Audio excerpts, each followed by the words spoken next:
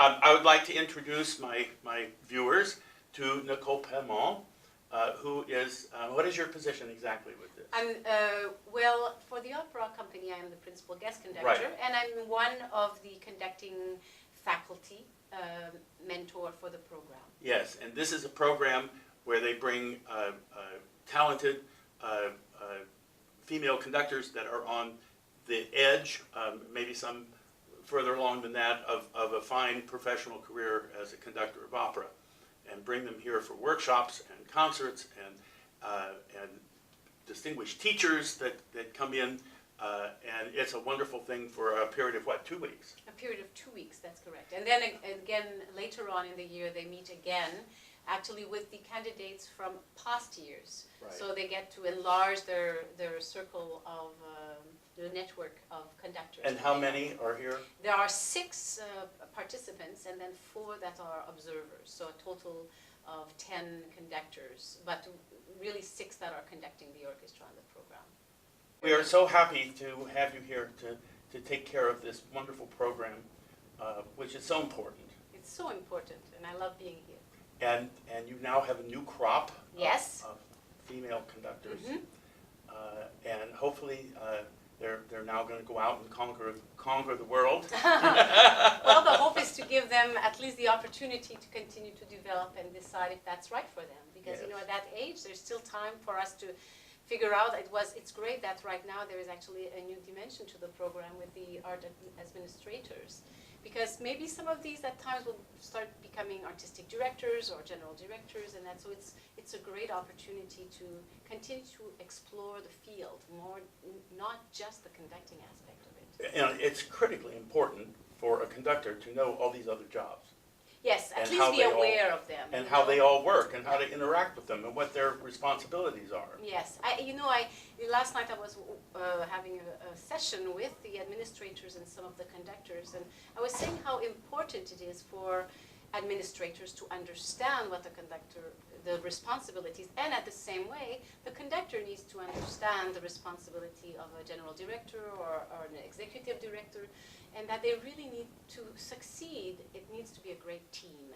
If it's not a team, it will not succeed. But mostly because of fundraising as well as administrative things. And artistic vision. Right. Artistic vision is important if you don't share the same artistic vision of how the company should grow.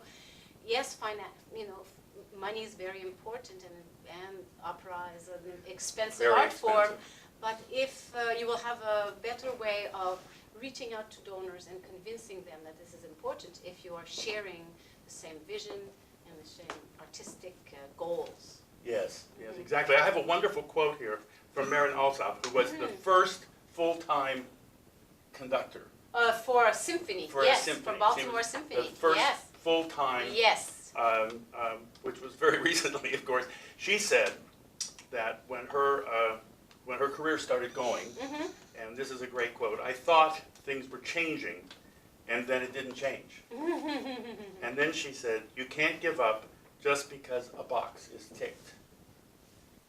The box is ticked. Just because we've checked it off. Oh, I see, understand. I was thinking the box, the podium. I was like, what does that mean? Just because Mhm. we've had Yes. someone do it." No. And no. I think that's one of the great values of the program that you're doing Yes. here. It's bringing visibility to the idea that, there are women out there that have the talent and the capacity and the leadership and the Yeah. vision to be there. And it's also giving conducting is a difficult art to develop because you need an orchestra. You need to Yes. have, it's not something you can do at home practicing as much. So giving that opportunity is so important. I've always said that it's like learning to fly a commercial jet airliner because of the expense per hour. That's right. No, it's such a good example. Yeah, it's an extremely expensive per hour. Yeah. Podium time is very expensive. And so to have that luxury, and also, this orchestra is quite exceptional in that they participate Yes. in the growth of these conductors. They ask questions, they're generous of their knowledge, and I am always impressed. At the break today, after some of the players came and said, "Oh, I'm learning so much, thank you." They could just be like, "Oh, I have to do this now." One of your singers, who I was chatting with in the hallway here, Yes. said that they are learning a tremendous amount about how the conductor works, and Yes. that being able to watch how the conductor is prepared and what that job is, instead of just this person waving at them, Right. has given them a tremendous amount of understudy Yes. about how this is actually going on. Yes. That was your, he sang Figaro, Non più andrai. Oh, yes, yes. And you know, the thing about it is that that's right. So we're educating and giving opportunities to so much more than those women. You know? Yes, the orchestra. The young singers, the orchestra, singers. the community that comes and observes these Yes. rehearsals, or because these rehearsals are open to certain people, and then the concerts that they get to hear. So it's all, it's a great kind of overall program in that way. It really is. And then, of course, this is going to continue. And what will be, you've added administrators. What Yes. will you add next? Composers? How about composers? I don't know. I do not know. You know, I think that Keith would be the one to ask that question too. But I think that for now, you know, not adding too much at a time is a good idea. Yes. This is another step, the administrators. So perhaps that will continue for a little bit, and then we'll see. Because there are women composers now. Jennifer Higdon just had a huge yes. success with her first opera. With A home Colombo. run the first time is bad. Yep, yep, that's very true. There's a But there weren't many female composers, hardly, less than conductors almost. Oh, I don't think so. I think there's a huge nucleus of women composers. The new ones, Yes. but not in the past. Not in the past. Well, Yeah. they were there, but they didn't make the history books. Well, and they were like Fanny Mendelssohn, who said that her father said that it's unseemly Yeah. for a woman to compose music. Right. And then we have Amy Beach, Mrs. H.H. Right. Beach. But even when you think of Le Groupe des Six, there was a woman in There that was. group. And Germaine Taillefer was, you know, first of all, again, because of society, she was not pushing herself. It wasn't well seen to push herself like a man would do. So she didn't, and she wasn't as organized. But she has beautiful music. I Yes. recorded a lot of her music, and tried to help her become as known as some of the other composers from that Because group. she is not the one, his No. name pops immediately. And of course, there was Nadia Boulanger, who was, I have my notes here, she was Yes. the first conductor. What was her first? Well, among everything else. She was the first female to conduct a top level orchestra in 1936, the London Philharmonic. Yes, I mean, Nadia was so much, you know, she was truly like a composition teacher and a great musician and Yes. all of that. But she did have the opportunity, but she's mostly remembered as the great As- scholar that she was and the great teacher of all these composers, Yes. most of them men. Yes.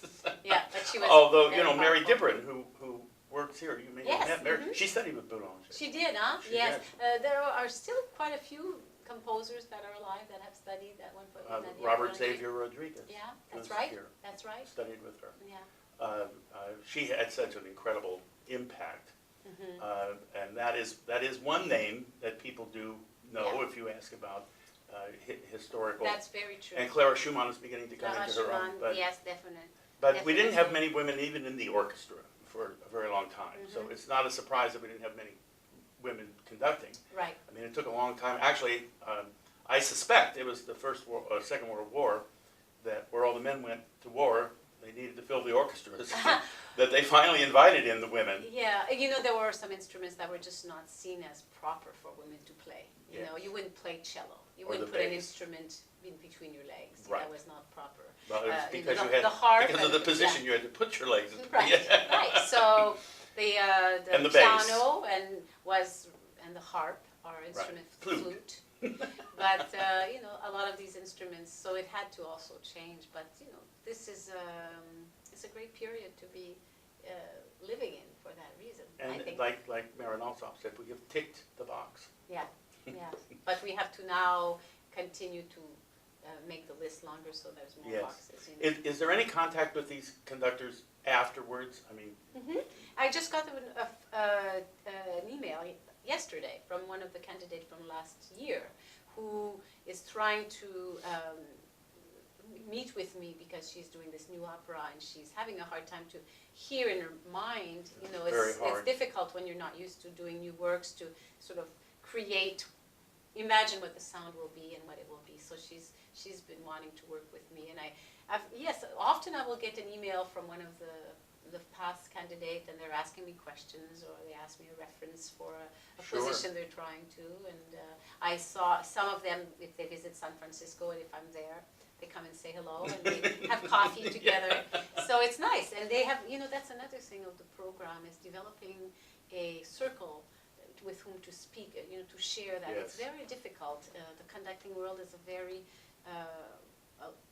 alone, We're all like cats. Yeah, it's good to have that network where you can share ideas and you can talk, and I think the women here in general have that develop a very nice relationship. And amongst themselves as well as with you. Definitely. And with the other teachers that you bring in. Yes, of course, with all the teachers that come, Because you bring in distinguished conductors to work here too. Oh, yeah, exactly, so that's great. We were able to meet, is Maren Alsop here this time? She's going to be coming this week, so you get to see her again. There we are. Yeah.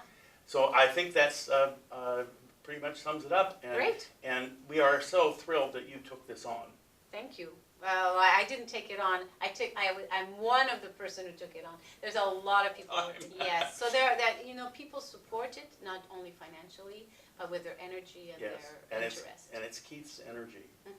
And vision.